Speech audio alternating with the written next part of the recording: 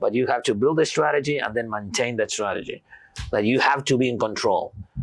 Yeah. That's the key in open fire. You have to be in control of what's happening all the time. That's why you can't leave, because let's say, for example, start leaking fat and then it turns into a fire. That's gonna burn your meat. So you have to be in constant.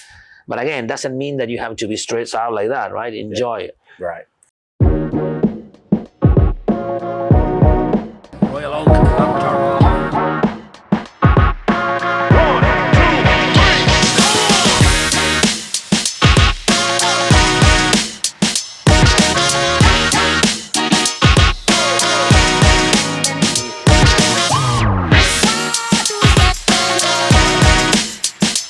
Craig Verhaga, the Barbecue Ninja here from Royal Oak Charcoal. I've got a wonderful guest here with us today. Here he is, Al Frugoni, the live fire specialist. And we're here at his ranch in Comfort, Texas. And we're gonna have a few questions for him, a little Q&A, get to visit and get to know him a little bit better. Al, what brought you to Texas? Okay, well, that's a long story, but 23 years ago, I met my Texan wife in Morocco, north of Africa, believe it or not. I met her there. We both were traveling through Europe, and we fell in love. We got married, and I did the opposite of the normal thing to do. I took her to Argentina. We got married. We lived there 13 years. We got 3 beautiful kids, and 10 years ago we turned 40. My oldest one had 10, so we decided to finally move to the US. But kind of the agreement with her was like, okay, we live in Argentina, but we come every year to the US, right? So visiting her family, so mainly in Texas, right? So then is when I started falling in love with Texas and the US and everything that is involved the barbecue. Well, you mentioned, when you came to the United States, during that, you went through the process of becoming a citizen. Well, what does that mean to you now, being a citizen of the United States? Oh, that means a lot, but because when I start coming here, I used to come with a visa, tourist visa, right? And then you have to go with all the process, right? And then when we moved here, we applied for the residency, and then I was a resident for, 9 years, and then finally applied for the citizenship, and for me it was very special, but I didn't have an idea of the magnitude of what it was, right? Because in my family, everybody was American already, right? And being a resident is kind of okay, it's the same. But then when I became a citizen, when I had that ceremony, right?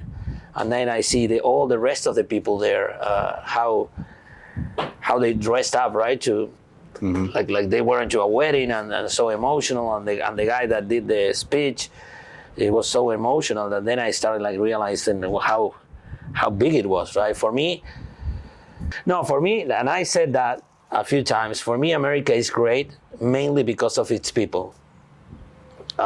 It's not because the economy, it's not because that is great too, right? But the people here is so good. It's with me, they were always very open. They helped me, I don't know, I think they gave me the opportunities. So becoming one of them for me is huge. It's huge. It's also for me, it's giving back everything that I got, all the opportunity, all this good stuff that I got now.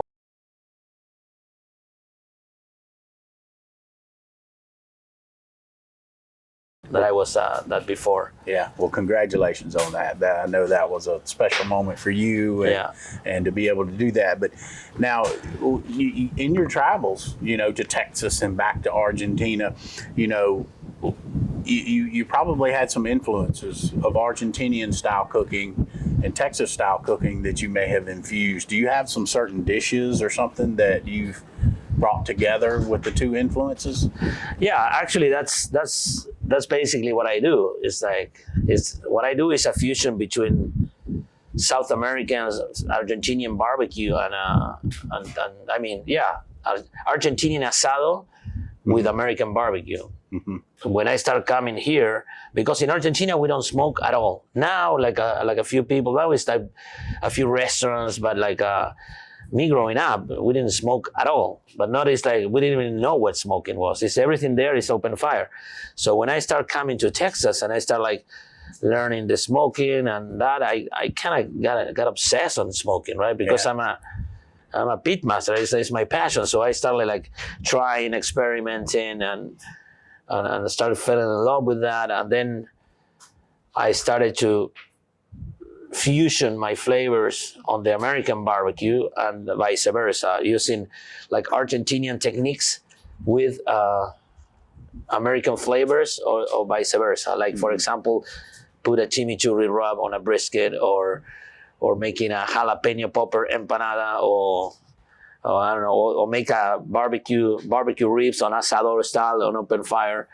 I start like experimenting with that, and if you see my content is all like that. It's not Argentinian grill, it's not American barbecue. I think it's one line that I created. Yeah. That for me is easy, because it's kind of like who I am, right? Because for the past 23 years, my life was been between these two cultures, and my family is both. I have business in both places. I have family in both places. So that's what I am, right? Like I'm a fusion between Texas and Argentina, and that's what I try to show my audience, right, and everybody. Now, you mentioned the Argentinian style. If you had to define Argentinian style barbecue to an American audience, how would you define it? Believe it or not, I would define it with one word. I would say simplicity.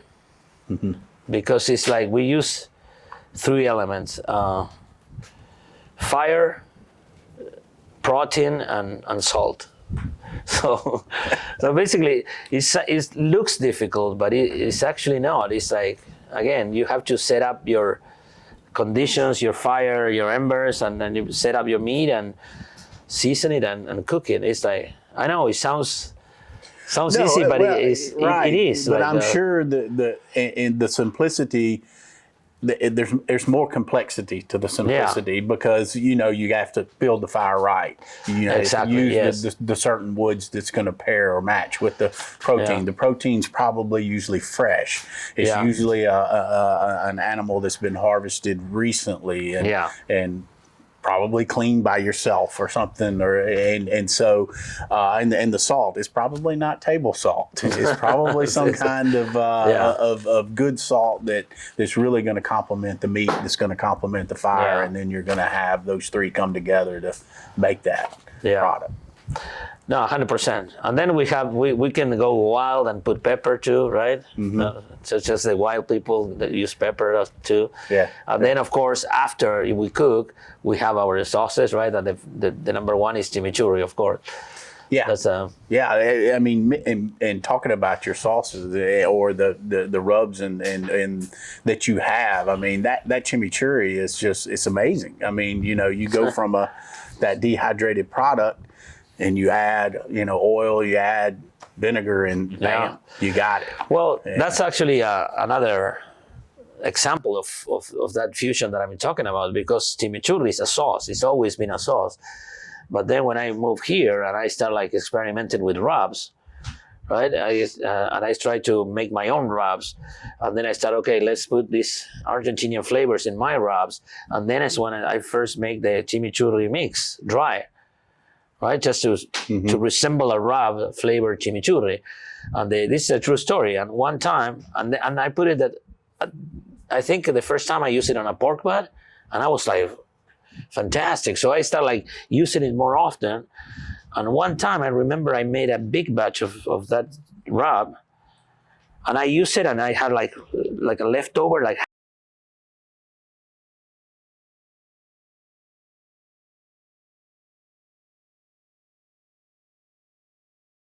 an oil. And then I said, oh shit, this is good. And then it's how the chimichurri started. Like, yeah. Well, I can remember when we first met. It was Memphis in May.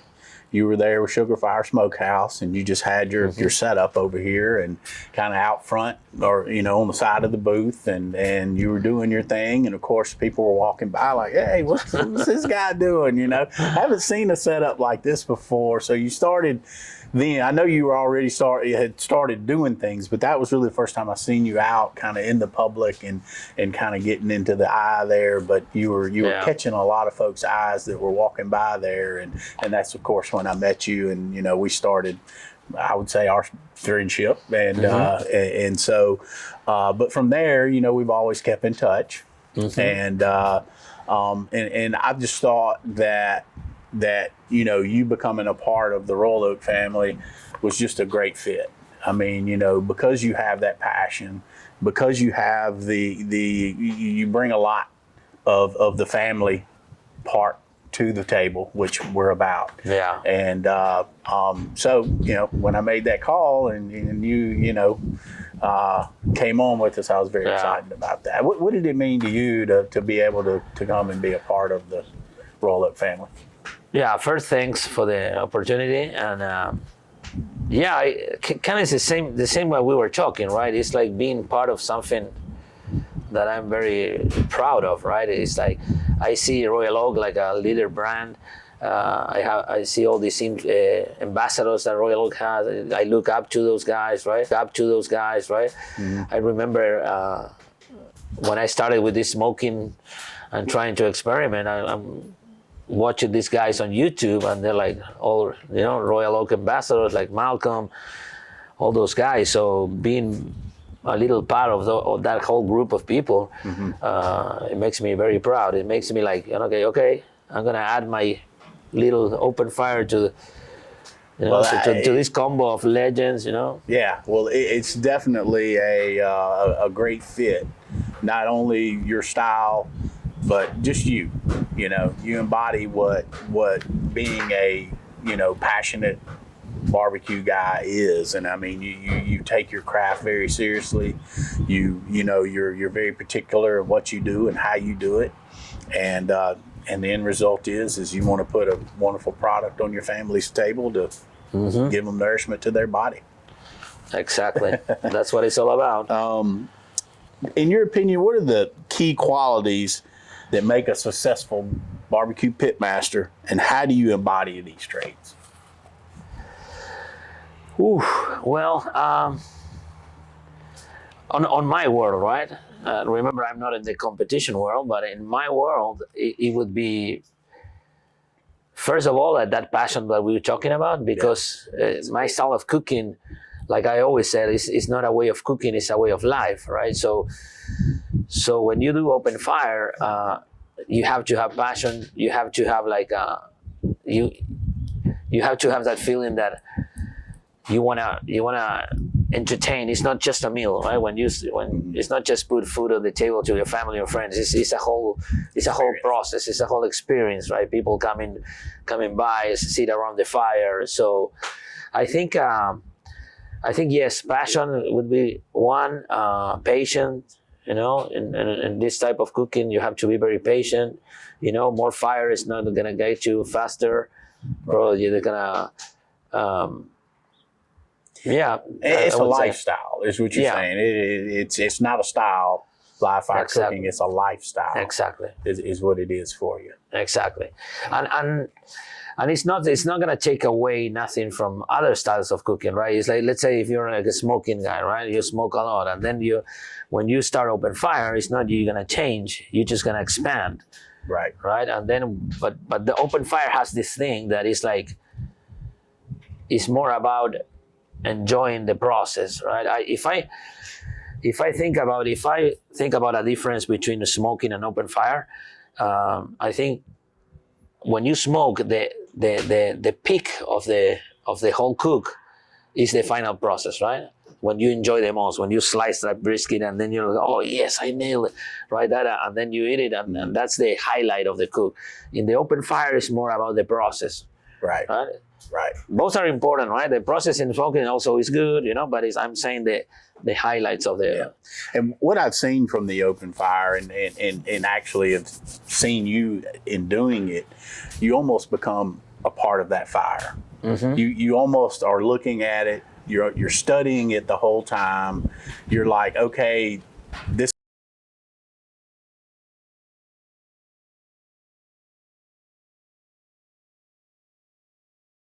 Exactly. And it just, and anybody that sat around and looked at a campfire or anything, it just brings you in. Yeah, and exactly. it just holds you there, and it just really takes the rest of the world out of your mind. Yeah, I mean, you and that fire are the only two things. Yeah, that's exactly right. You have to be on top, right? That's another big difference between the two cooks, smoking and open fire. In open fire, you have to be there all the time, but that doesn't mean you have to be stressed out. That means you have to be like you just said, right? You set up all the elements, right? You make your strategy. Okay, I'm gonna cook this picanha, let's say for 1 hour and a half, maybe 2 hours at this temperature, right? And I'm gonna build my fire here, and so on. So you set up all the strategy, and then you have to maintain that, like you said, right? If the fire gets too big, move the picanha. If the fire gets too slow, add more wood, push the embers, right? If the wind picks up, okay, you have to work with the elements, but you have to build a strategy and then maintain that strategy. Like you have to be in control. Yeah. That's the key in open fire. You have to be in control of what's happening. Yeah. All the time. That's why you can't leave, because let's say, for example, start leaking fat and then it turns into a fire. That's gonna burn your meat. So you have to be in constant. But again, doesn't mean that you have to be stressed out like that, right? Enjoy it. Right.